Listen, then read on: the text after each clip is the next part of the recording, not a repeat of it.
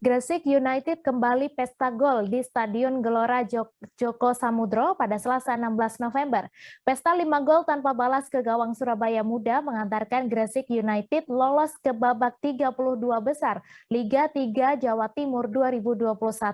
Untuk info selengkapnya akan disampaikan rekan jurnalis surya.co.id Willy Abraham yang kini sudah terhubung bersama kami. Halo Willy.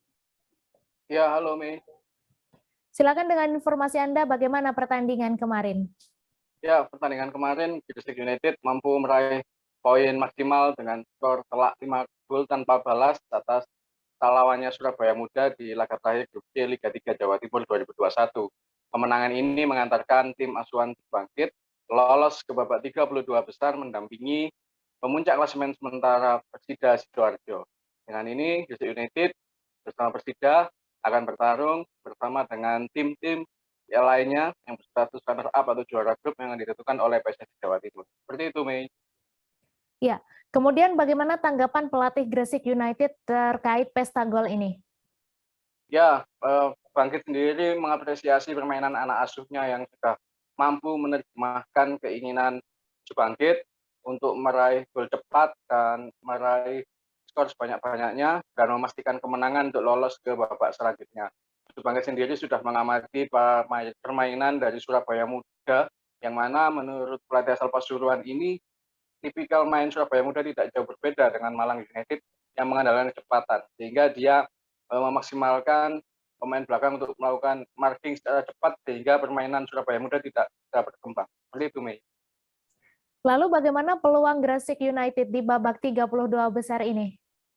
Ya, peluang Gresik United di babak 32 besar ini memang menurut Bangkit dia fokus untuk menyiapkan tim, tetapi dengan skuad yang ada saat ini Gresik United mampu berbicara banyak nanti di babak 32 besar. Dia juga sudah memantau calon-calon lawan karena pertandingan memang disiarkan oleh salah satu website sehingga bisa diakses oleh pelatih dan bisa memantau calon lawan dari United. Seperti itu, Mei.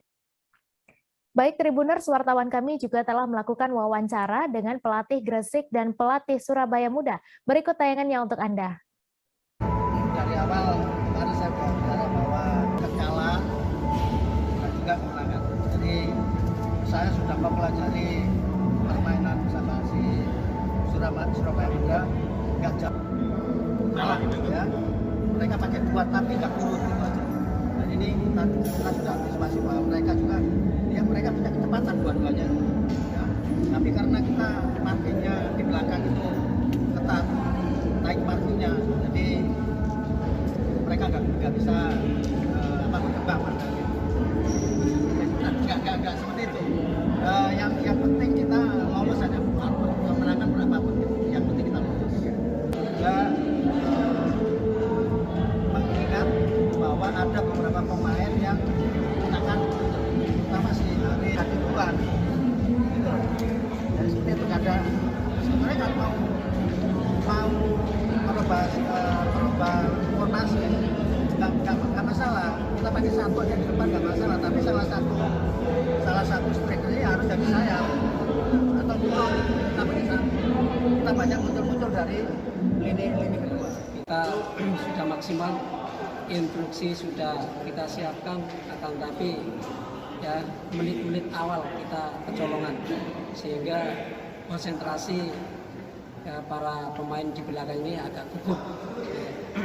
Kemudian kita benahi ke babak kedua hasilnya baik ya, sehingga bisa meredam untuk babak kedua ini ya, sehingga kita bisa maksimalkan, bisa main dengan enjoy. Hai pemirsa Sri Popo TV, jangan lupa komen, like, dan subscribe serta tonton terus berita-berita terupdate lainnya ya.